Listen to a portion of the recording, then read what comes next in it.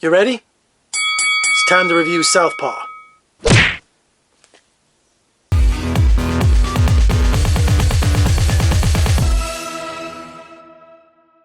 I'm not a sports fan. A lot of my friends called me a sports bigot growing up here in Las Vegas. And I know all sports. I know how the rules are played. I can watch football, baseball, basketball, all of that. I love going to sporting events, but I'm not a fan. I don't have jerseys on my wall. I don't have a favorite team. I don't know their favorite color and flavor.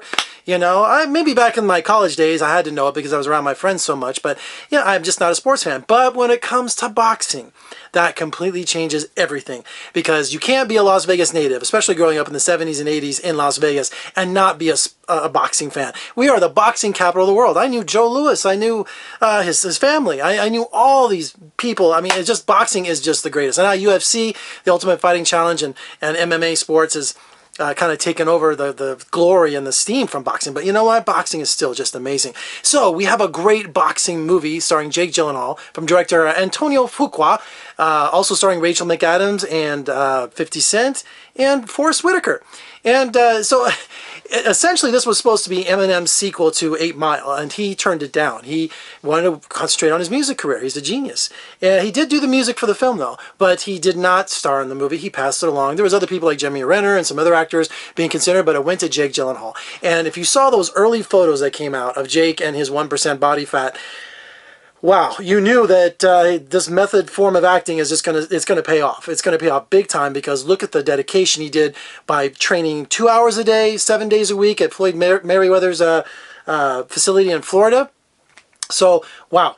So we already got the look down, but what about the acting and what about the film itself? You know, there's not much you can do with a boxing film that hasn't been done before. We had The Champ with Wallace Beery and Jackie Cooper, and the remake in the 70s and the 80s with Ricky Schroeder and John Voight. And of course we can't forget the Rocky films, and nobody knew Sylvester Stallone could come back with Rocky Balboa. That was really good too. He's even talking about another Rocky film. So how many scenarios or how many storylines can you have for a boxing film? So we're watching Southpaw. Yeah, it's kind of, he's a boxer, he's a lightweight, heavyweight champion of the world, and he, of course, has a lot of money, a lot of people in his inner circle. He's drinking and he's partying it up. He has this a style of fighting where he doesn't really concentrate on the basics. He just gets angry. Hit me in the face as much as you can. And it's worked for him until something goes wrong. And don't watch the trailer, because the trailer really ruins it. But there's a tragedy that ensues in his life. So now he is struggling with his family. He's struggling with his career. And his name's Hope. So he's got Billy Hope. He's the Great White Hope, which is another great film, boxing film. And so he has to reorganize his life, and he has to find his way again. And he finds it by going to a gym and starting all the way at the bottom. He's starting over with his life, with his career, with boxing. He has trouble with his family, all of these things that make great drama. Now, so when you're watching the movie, and if you're a movie fan like I am, or a boxing fan, you kind of say, well, you know, we've seen all this before. Right, but it's not about so much the story as about the acting.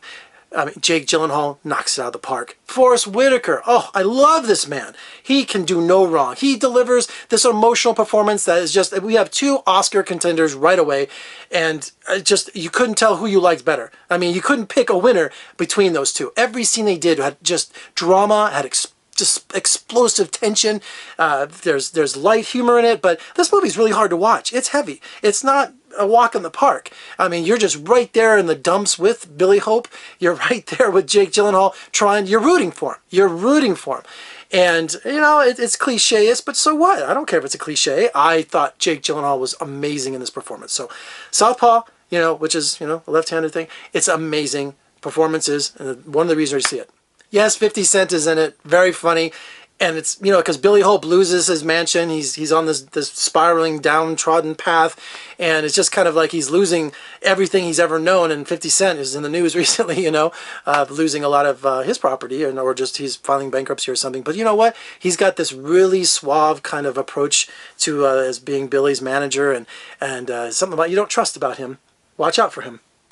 We mentioned Eminem earlier. He turned down the movie, but the music he did, I think there's a song called Phenomenal in there. There's a, what do they call it? A montage sequence, you know, where Billy's training and you hear Eminem's music. Really, really explosive music. I mean, Eminem's a genius, and the music fits right in with this raw, gritty boxing film. Speaking of music, we have to mention composer James Horner, who died last month. This was his last film. He didn't even charge for this movie. I mean, Antonio Fuqua couldn't pay him, but he loved the movie so much, he loved the concept, that James Horner scored it for free. And it's his last score. I think there's one more movie coming out with it, but this was the last score he physically worked on. And if you know who James Horner is, Titanic, Star Trek II, Wrath of Khan, Something Wicked This Way Comes, one of my all-time favorites. So this is a great last tribute to James Horner. Southpaw definitely going to be remembered to come around award season, and definitely around Oscar time. We have incredible performances, even though the story is a little familiar, too familiar, but so what? It's a boxing film, all right? I love boxing. I love Jake. I love Forrest. It's a good time. All right, for more reviews and interviews, just surf on over to my website at vegasfilmcritic.com. Pick up my podcast at iTunes. Make sure you comment below, and also give me a thumbs up, and share this, please. And check out my Twitter account, and please subscribe. I'm Jeffrey Howard. I'll see you next time.